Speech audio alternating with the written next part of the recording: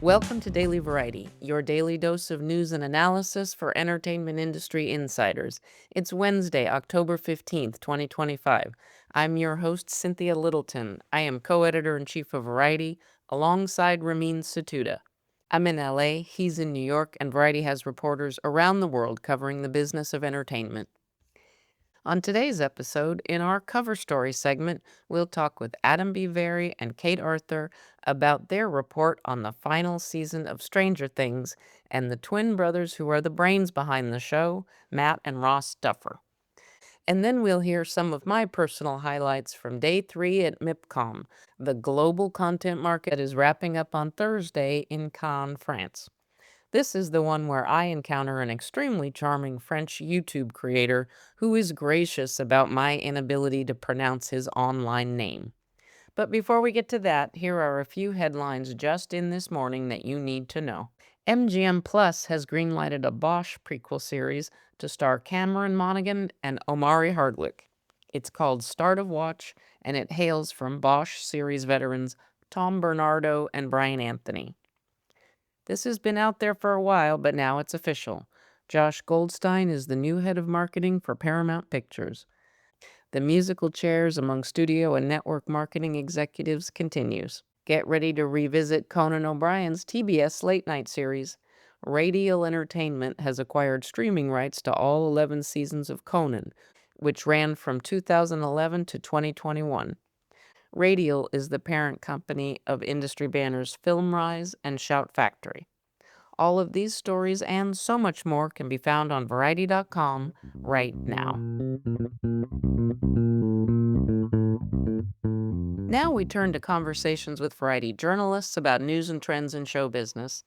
In our cover story segment, we'll go deep inside the Upside Down for our preview of the final season of Stranger Things. Adam B. Very, Variety's senior entertainment writer, and Kate Aurthur, Variety's editor-at-large, have chased this story for 3 years. And here they give us some behind-the-scenes color on their time on the set and their time spent with the Duffers. Adam B. Very and Kate Aurthur, thanks for joining me. Hello. Thanks for having us. You two are our Stranger Things dream team. You have been working on an epic project, taking the measure of Stranger Things and all of its 5 seasons, but particularly its final season. You've had incredible access to the Duffer brothers, the creators, the showrunners, all kinds of access to the production, the cast, and congratulations, because it's been a long time coming and you are at the finish line. It's this week's Variety cover story. You must feel like athletes at the end of a long race. It does feel like we finished a marathon. Kate had been starting to get this story into the pages of Variety 3 years ago with the end of the 4th season of Stranger Things. And then I visited the set of season 5 in July of 2024, so over a year ago. And so it's been one of the longest tales on a story of this magnitude that I've ever done. It feels fantastic. As Adam said, I began trying to book this cover more than 3 years ago after I'd interviewed the Duffer brothers, and I said to their publicist, it would be great if we got the first cover for the final season. And then there was a strike that delayed things. There were many obstacles, and it was about, I don't know, Adam, maybe 8 months ago that we started to realize, as we were planning everything with Netflix, that yes, we were actually going to be the first cover about the final season of Stranger Things, which we did not solidify in our minds until very late in the process. That is a coup. Hard work is rewarded. The story that you two have co-bylined is rich with detail. Yeah, I was there for 2 days in Atlanta. They had taken over basically an entire soundstage complex of like something like 35 acres, 16 plus stages. It was quite elaborate. This set was particularly pleasurable to be on. I've been on a number of sets, and you can tell just sort of by the stress level and anxiety level that's kind of like vibrating off of people. how the set's operating, how people are feeling, how it's being led, for the pressure that they were all feeling to make sure that this final season lived up to everyone's expectations, and they all spoke very openly about that. I have to say, it was a very easygoing, very chill, and fun set. The scene I was mostly therefore was a scene involving Millie Bobby Brown's character 11 in the fourth episode of the series. It was made clear to me that Millie didn't want to do any interviews while I was visiting the set, but she still was very loose and had a really great rapport with Matt and Ross Duffer. So it was just a very chill, familial, very warm environment to be on.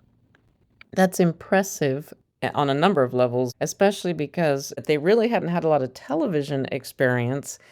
Kate, what have you observed about the brothers and that brotherly relationship? Have you observed anything significant about the fact that they're siblings and that contributing to how they run the show or how they've conceived the Stranger Things universe? Well, we spoke with Sean Levy, who is an executive producer and director of Stranger Things, who was the one who originally championed them through his company 21 Laps to Netflix. He read the pilot, he was blown away. He felt like he'd never read anything like it before. And at the time, his company wasn't producing TV at all. They were doing only film. But he said, he could not believe how creative it was, how original it was. And then he met with them and he said that he couldn't believe the contrast between the confidence of their writing and their shy presentation. If you watch Stranger Things, the hive mind is a theme of the show. And he Right. said the Duffer brothers are the OG hive mind. And obviously, they're different people, but they function really as a single unit. They use the pronoun we way more than they use the pronoun I. At one point in one of our many interviews with them, I asked, how often are they apart? And the look of panic that came over Matt Duffer's face at the idea of having to be apart was telling in and of itself. He said that they're very, very rarely apart when they're working professionally, almost never.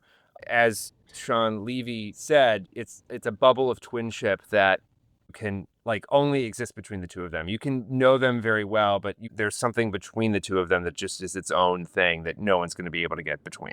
Now that Stranger Things is ending, the Duffer Brothers are turning their focus to feature films. They signed a big money deal with Paramount. Their timing was incredible because that deal was in the market just as Paramount needed to make a point about their willingness to write some checks. So that was kismet for the Duffers. What do you think they want to do in film? They consider themselves first and foremost movie nerds. When they were growing up in Durham, North Carolina, they would make little movies with their friends, and they went to film school to make movies. And they kind of fell into making one of the biggest shows of all time. And they loved it, of course. But the whole time, they have wondered when they would start being able to make a movie. And they told us that as they were talking about what they wanted to do next, as season 5 came together, everything was on the table, of course. And they were like, we don't want to create and run another show. What we want to do is make a movie that comes out into theaters. And even though they've had a great relationship with Netflix for 10 years, that's just not what Netflix does. So when Paramount approached them right after the merger went through and Skydance bought Paramount, they were very open to that. They also say they have no idea what that will be. They can only focus on one thing at a time. And right now that thing is Stranger Things. I should add that they started Stranger Things at the first crest of the streaming boom. The show was bought in the spring of 2015. Right. And this is when Netflix had barely become what we know it today. In fact, as we say in our story, Stranger Things was really the first show to show Netflix what it could actually be beyond just like an upstart streamer. It could be a cultural force. You're right. Stranger Things showed that they could play on a new global level. It crystallized the potential to have a truly global hit for the first time. Adam, remind us what the rollout plan for season 5 is. As has been the case with Netflix lately, instead of doing a full binge, they're splitting it up over 3 releases. So the first 4 episodes will premiere on November 26th over the Thanksgiving holiday. Then the next 3, so episodes 5, 6, and 7, will premiere at Christmas, and the series finale will premiere a week later on New Year's Eve. When I visited the set last year, they knew that they were going to be splitting it in half. Since that visit, Netflix decided to move the finale a week, and the Duffers were really excited about that idea because it meant that everyone could watch the finale sort of together at the same time. There wouldn't be people racing through the first 3 episodes to get to the finale, that they could watch the first 3 episodes, digest them, and then pretty much everyone would be watching the final episode all at the same time, which is an experience that Netflix subscribers basically don't get with the end of a show. My last question for both of you, since you know them and have spent time with them, can you tell Matt from Ross without any help? Can you identify the 2 brothers? I want to take this one. I am so proud that, at least in their current incarnation, I can absolutely tell them apart now. And not only can I tell them apart in their looks, having now listened to and transcribed many interviews with them at this point, I can hear the difference between them. And I can't tell you how I feel about that. I feel like, if anything, I have accomplished something in that. Yeah, their personalities are different. Matt is much chattier. He's much more sort of open and gregarious. Ross is quieter, more introspective. They also vibrate at slightly different frequencies. Matt is more sort of anxious and excitable. Ross is a little bit more chill. These are gradations. I asked Maya Hawke, who plays Robin on the show, how long it took her to be able to tell them apart. And she said, "I will not answer that question. No, I won't. And in the way I will answer that question is I will not answer." And then she said, which probably means it took me way too long.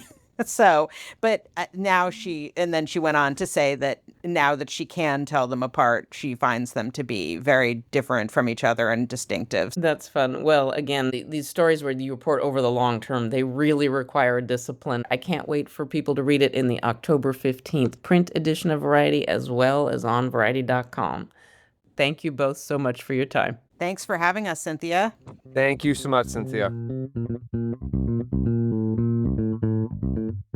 Now, let's call this one a reporter's notebook segment. I've been in conference mode all week, bouncing around the palais and walking up and down the Quasset, shaking hands, moderating panels, and talking to people about the business. According to Mipcom's organizers, about 10,600 people attended the event this year. There was a huge emphasis on the creator economy. Specifically, Mipcom made a point to highlight the convergence of creators working with more high-end TV, film, and streaming platforms. It was all a heady mix. We'll talk much more about that in tomorrow's episode when I'm joined by my 3 colleagues, Elsa Kislasi, John Hopewell, and Leo Barraclough, to chop it up in roundtable fashion about all that we've learned this week. On Wednesday, I got an interesting lesson in the contours of the creator economy by moderating a panel with Webedia CEO Christian Baumbrun and the French creator that I mentioned in the introduction to this episode. That creator's name is Inez Benazouz. He's a 23-year-old from the suburbs of Paris who goes by the online handle Inoxtag. He started his online journey as a 17-year-old gaming enthusiast. Now he's one of France's biggest celebrities among people under 40. Webedia is a company that represents creators and influencers, and it also partners with them to elevate the quality of their productions, publish books, and much more. Enox, as he's known, last year mounted an elaborate and successful effort to scale Mount Everest. Of course, the whole thing was filmed for his content pipeline.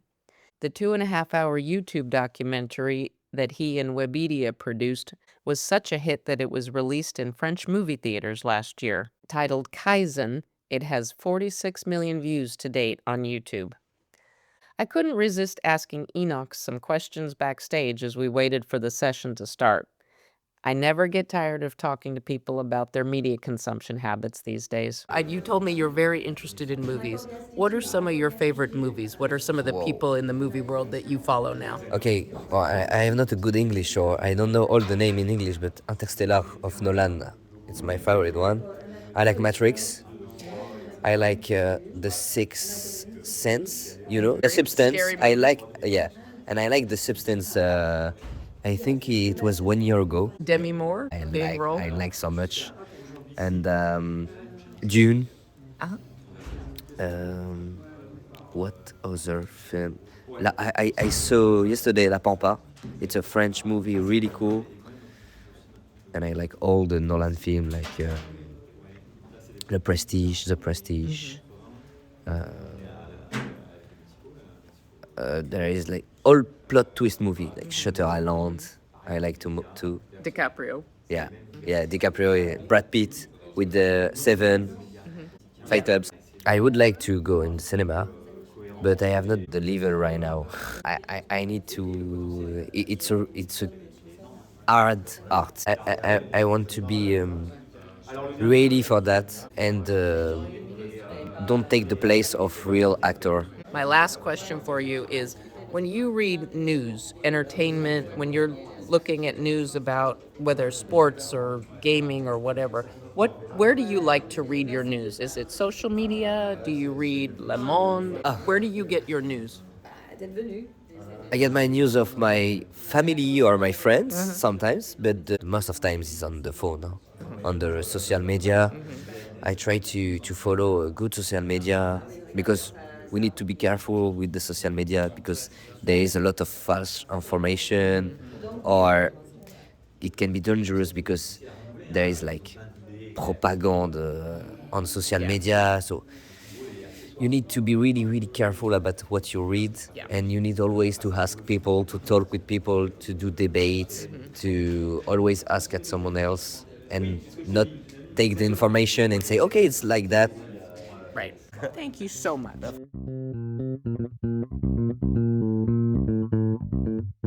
As we close out today's episode, here's a few things we're watching for.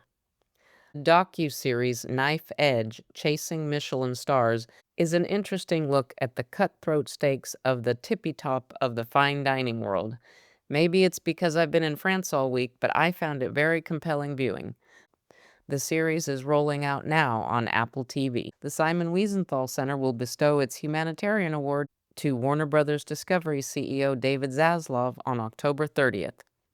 CNN chief political correspondent Donna Bash will also be honored at the event in Beverly Hills. Before we go, congrats to Rena Ayer, who has been named Senior Vice President of Content and Talent Partnerships for Red Seat Ventures. That's a digital media development firm that was acquired by Fox in February.